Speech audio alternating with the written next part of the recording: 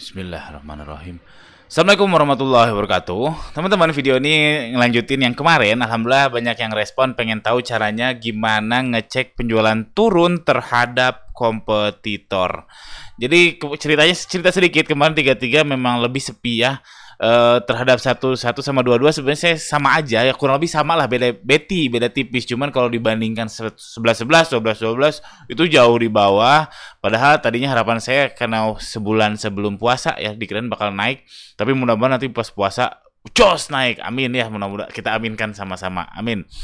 Oke, kita praktek.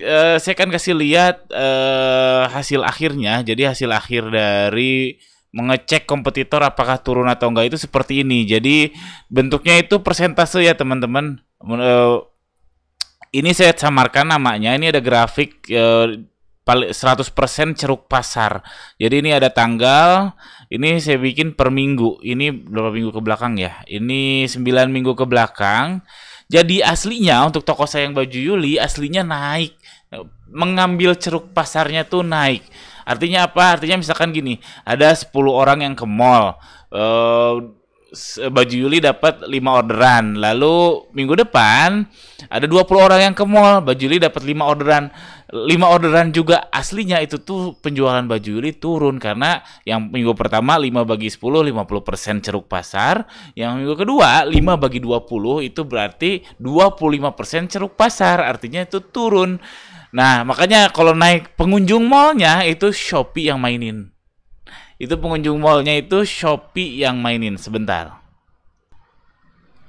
Ya, jadi yang pengunjung mallnya datangnya berapa itu memang signifikan ditentukan oleh Shopee ya. Artinya kalau Shopee bakar uang berapa, pengunjungnya naik. Ya sangat bergantung kepada Shopee banget. Tapi kalau kita merenggut ceruk pasarnya dari 100% ceruk pasar yang ada, itu adalah tanggung jawab kita bagaimana kita bisa merenggut si ceruk pasar itu. Nah, makanya aslinya memang awal tahun ya dari tanggal 1 Januari 2022 sampai hari ini penjualan saya yang baju Yuli itu memang turun. Aslinya memang turun ya dibanding 11 12 ya dibanding akhir tahun lalu lah. Cuman kalau ceruk pasarnya sebenarnya naik, bisa dilihat ini bulan Januari tanggal 9 itu sekitar merenggut ceruk pasarnya itu sekitar 12%, terus naik, turun sedikit malah naik lagi. Jadi aslinya naik, tapi ada juga yang turun kompetitor saya yang lain. Ini dari yang tadinya sekitar 5%-an terus turun jadi kecil jadi sekitar 3%-an. Nah, ini datanya nggak perlu terlalu akurat ya teman-teman, nggak harus tahu berapa persen, berapa, nggak harus sebetulnya. Yang penting kita tahu aja kenaikan sama penurunannya. Nah, caranya gimana? Kita akan praktek. Jadi ini datanya adalah data pertambahan ulasan. Nanti kita akan praktek ya. Oke.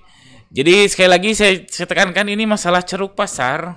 Jadi kalau teman-teman membandingkan 12 itu turun dibandingkan 11 itu wajar. Itu wajar karena 12 itu memang big campaign-nya Harbolnas lah, big campaign-nya Indonesia.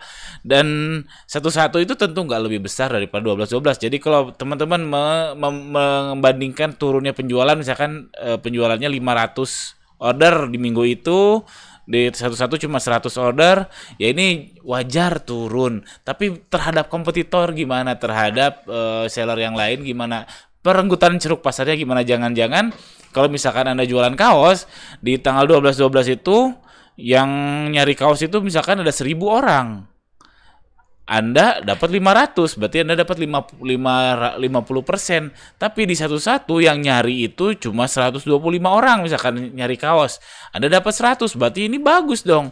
Berarti sebenarnya Anda itu naik, bukan turun. Contoh ekstrimnya ya Anda nggak mungkin membandingkan penjualan saat Lebaran dibanding dengan penjualan seminggu setelah Lebaran. Itu pasti jauh berbeda karena uang orang-orang juga sudah habis. Oke, kita praktek langsung. Oke, ini syaratnya ada 2. Pertama, teman-teman harus jago Google Sheet atau Excel ya. Jadi ini syarat utamanya harus jago. Ya maksudnya nggak level belum pernah megang lah. Insya Allah di sini semua sudah biasa megang ya, karena kita jualan online ini harus main data, harus main statistik, harus main Google Sheet, harus main Excel. Kalau Anda alergi dengan angka-angka, alergi dengan ngitung-ngitung, wah gawat, bisa gawat. Lebih baik segera cari partner yang siap untuk ngitung-ngitung seperti ini karena ini penting sekali. Lalu Anda harus tahu direct kompetitor. Apa itu direct kompetitor? Alias itu adalah kompetitor yang berjualan sama dengan Anda. Jadi kuncinya adalah berjualan sama kategorinya.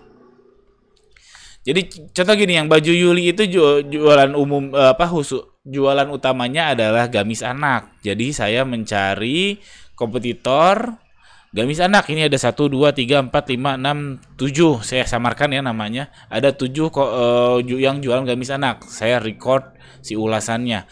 Jadi ini harus yang sama. Jadi kalau Anda jualan jilbab jangan tiba-tiba nyari kompetitor yang jualan kaos misalkan, itu nggak nyambung, jadinya datanya nggak valid karena kita mencari ceruk pasar. Sekali lagi intinya adalah ceruk pasar alias kuenya tuh berapa.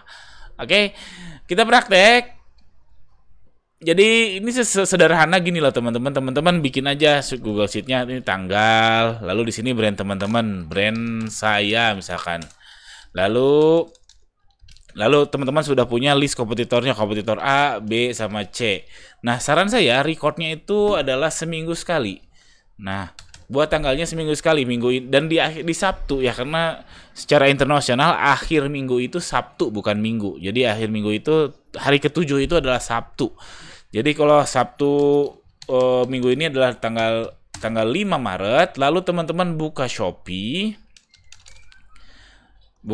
lalu cari nih. Nah, di sini teman-teman cari sellernya bisa toko teman-teman dulu, ini toko saya atau kompetitornya teman-teman, klik yang ini dari pembelinya berapa.